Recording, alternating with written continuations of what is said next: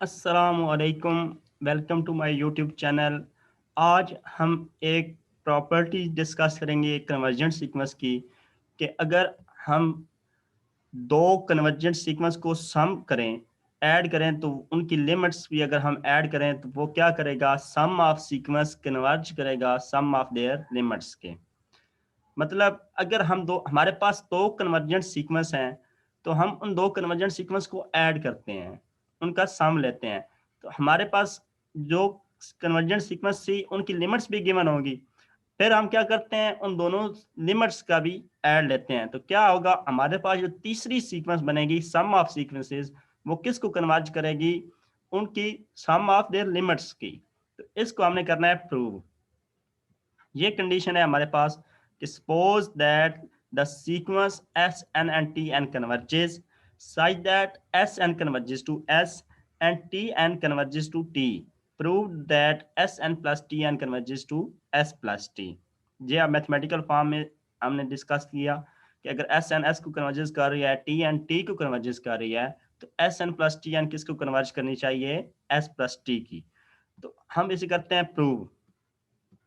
अब हमें पता है कि एस एन कन्वर्ज कर रही है एस को, टी एन कन्वर्ज कर रही है टी को। तो प्रूव करने के लिए हमें क्या करना पड़ेगा, हमें यह शो करवाने के लिए कि S N plus T N converge कर रही है एस प्लस टी को, तो हमें इस पूरी इक्वेशन के लिए, इस पूरी आइडेंटिटी के लिए हमें क्या करना पड़ेगा, कन्वर्जेंट की डेफिनेशन को सेटिस्फाई करना पड़ेगा।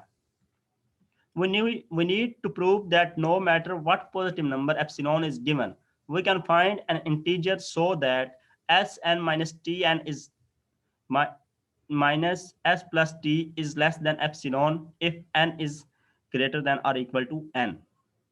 मतलब हमें ये कंडीशन सेटिस्फाई हमने करवानी है कि अगर एप्सिलॉन हम कोई भी चूज कर लें, कोई भी पॉजिटिव इंटीजर चूज कर लें, तो हम क्या फाइंड कर सकते हैं, कोई भी ऐसा एन फाइंड कर सकते हैं जो एन से लेस हो या इक्वल हो। तो ये प्रूव कराने के लिए हम कंडीशंस यूज करेंगे, S N plus T N minus S plus T is less than और equal to S N minus S plus T N minus T. अब हमने क्या किया, हमारे पास ये हमने फाइंड करना है कि ये एप्सिलॉन से छोटा है, तो हमने क्या किया, S N plus T N minus S plus T को किया अरेंज। हमने क्या लिखा, S N minus S plus T N minus T. तो उस पे हमने लगाई ट्राइंगुलर इनइक्वालिटी। हमारे पास क्या आ गया, एस एन माइनस एस का mod plus T N minus T का mod, T N minus T का मॉड बाय ट्राइंगुलर इनइक्वालिटी।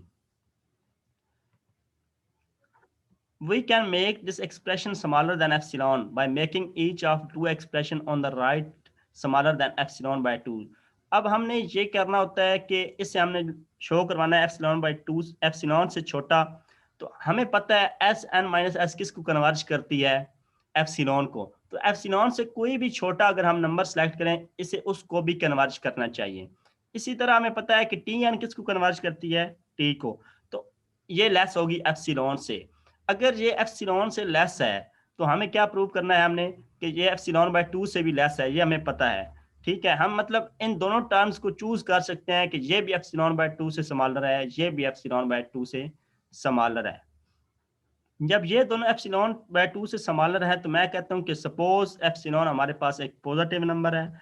जब एप्सिलॉन हमारे पास पॉजिटिव नंबर है, तो हम n1 कोई ऐसा चूज कर सकते हैं जिसके लिए ये कंडीशन सेटिस्फाई हो कि एस एन माइनस एस का मॉड लेस हो एप्सिलॉन बाय 2 से। अगर हम कोई n1 ऐसा सिलेक्ट, तो फिर हम n1 कोई ऐसा फाइंड कर सकते हैं। इसी तरह n2 भी हम फाइंड कर सकते हैं। अगर हम सपोज करें कि ये एप्सिलॉन बाय 2 से स्मॉलर है, तो हम n2 ऐसा फाइंड कर सकते हैं। Then if n is greater than both n1 and n2, both of these inequality will be true। अब हमने n को ऐसा सपोज किया है कि हम कहते हैं कि ये दोनों में से बड़ा है, n1 और n2 से। अगर ये हम कोई ऐसा n ले रहे हैं जो दोनों में से ग्रेटर है, तो इसे इन कंडीशन को सेटिस्फाई भी करना चाहिए। मतलब जब हम कहते हैं कि एप्सिलॉन के लिए वो कंडीशन सेटिस्फाई कर रहा है, तो एप्सिलॉन बाय 2 के लिए करनी चाहिए। इसी तरह हम कहते हैं कि अगर n हमने कोई भी स्मॉलर नंबर चूज किया है, अगर हम n कोई भी ग्रेटर नंबर और इससे भी बड़ा ले लें, तो उसको भी इस कंडीशन को सेटिस्फाई करनी चाहिए। अब S N plus T N minus S plus T किससे लेस है, ट्रायंगल और इनइक्वालिटी से S N minus S plus T N minus T से इधर हमने पुट कर दिया कि ये दोनों किसके इक्वल हैं, epsilon bye 2 plus epsilon bye 2 से। अब इधर था लेस देन और इक्वल टू, इधर सिर्फ लेस का साइन आया हमारे पास। क्यों? क्योंकि जब हमने एप्सिलॉन की डेफिनेशन डिफाइन की तो उसमें हमने इधर स्ट्रिक्टली लेस लगाते हैं।